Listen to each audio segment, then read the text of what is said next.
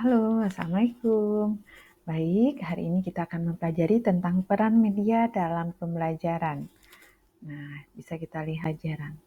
Sistem pembelajaran ini merujuk pada struktur dan metode yang digunakan dalam proses pendidikan untuk memfasilitasi pembelajaran dan pengajaran. Ini mencakup berbagai elemen seperti kurikulum, metode pengajaran, evaluasi, dan pengelolaan kelas. Sistem pembelajaran dirancang untuk mencapai tujuan pendidikan tertentu dan memastikan bahwa siswa memperoleh pengetahuan, keterampilan, dan pemahaman yang diperlukan. Jadi cukup komplit ya apa sistem dari pembelajaran tersebut ya, apa-apa saja struktur dan metode yang digunakan dalam proses pendidikan. Nah, berikut akan diulas satu persatu beberapa konsep penting dalam sistem pendidikan tersebut. Yang pertama yaitu kurikulum.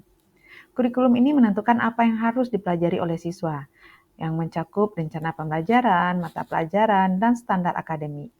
Yang kedua yaitu metode pengajaran. Bagaimana cara guru dalam menyampaikan materi kepada siswa juga bagian dari sistem pendidikan tersebut. Yang ketiga adalah evaluasi, proses penilaian untuk mengukur pemahaman dan pencapaian siswa.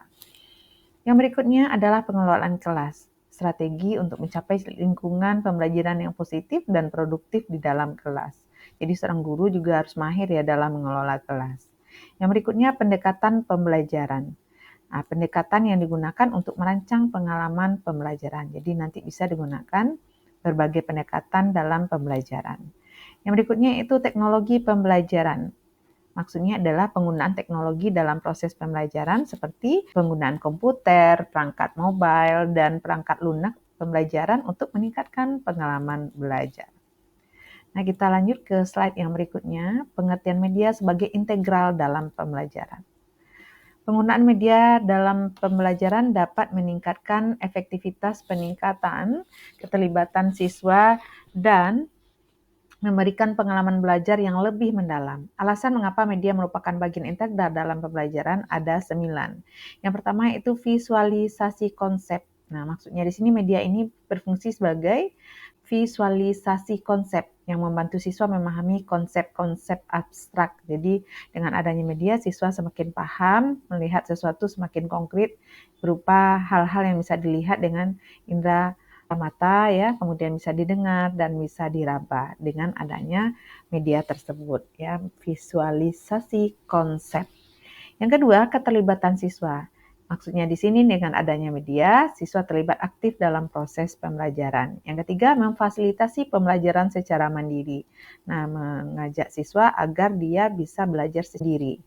Dan yang keempat itu pembelajaran kolaboratif. Siswa dapat berinteraksi dengan teman dan guru dengan adanya media tersebut. Yang kelima, meningkatkan daya ingat. Yang keenam, mengakomodasi gaya belajar yang berbeda. Maksudnya dengan adanya media nanti bisa diakomodasi mana yang siswanya yang visual, audio, ataupun kinestetik. Jadi gaya belajar siswa tentu berbeda-beda. Yang ketujuh yaitu mendorong kreativitas dan inovasi. Semakin kreatif siswa dengan adanya media tersebut, ya. Kemudian akses ke sumber belajar luar juga bisa mengakses pembelajaran dengan menggunakan media internet dan meningkatkan keterampilan teknologi. Ini pengertian media sebagai integral dalam pembelajaran. Berikutnya yaitu peranan media dalam konteksnya lagi, konteks belajar itu seperti apa. Nah, media memiliki peran yang sangat penting dalam konteks pembelajaran. Penggunaan media tidak hanya memperkaya pengalaman belajar, tetapi juga meningkatkan pemahaman, keterlibatan, dan motivasi siswa. Berikut adalah beberapa peran kunci media dalam konteks pembelajaran. Yang pertama yaitu memfasilitasi pembelajaran interaktif. Nah, jadi semakin terfasilitasilah siswa dengan adanya media tersebut. Yang kedua, visualisasi konsep abstrak tadi sudah dijelaskan juga. Yang ketiga adalah peningkatan keterlibatan siswa. Yang keempat adalah pengembangan keterampilan kritis. Yang kelima adalah pembelajaran mandiri. Ya agak mirip ya dengan yang tadi, tapi kita melihat kepada konteks belajarnya sekarang.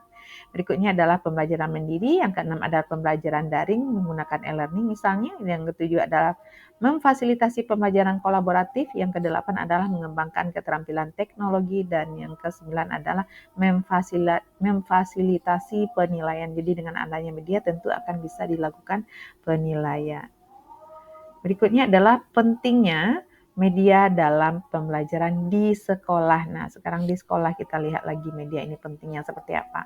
Media pembelajaran memiliki peranan yang sangat penting dalam konteks pendidikan di sekolah. Penggunaan media pembelajaran yang tepat dapat meningkatkan efektivitas pembelajaran dan memperkaya pengalaman siswa. Berikut adalah beberapa alasan mengapa media pembelajaran sangat penting dalam pembelajaran di sekolah. Yang pertama adalah memfasilitasi pembelajaran aktif, yang kedua adalah meningkatkan pemahaman dan retensi informasi, dan ketiga mengakomodasi gaya belajar yang berbeda, yang keempat adalah meningkatkan motivasi siswa, yang kelima adalah mendorong kreativitas dan inovasi, dan yang keenam memfasilitasi pembelajaran jarak jauh, dan yang ketujuh adalah mengajarkan keterampilan digital. Nah, banyak poin-poin di sini yang diuraikan. Jika ada pertanyaan akan kita diskusikan lebih lanjut pada sesi tanya jawab. Oke, terima kasih. Assalamualaikum warahmatullahi wabarakatuh.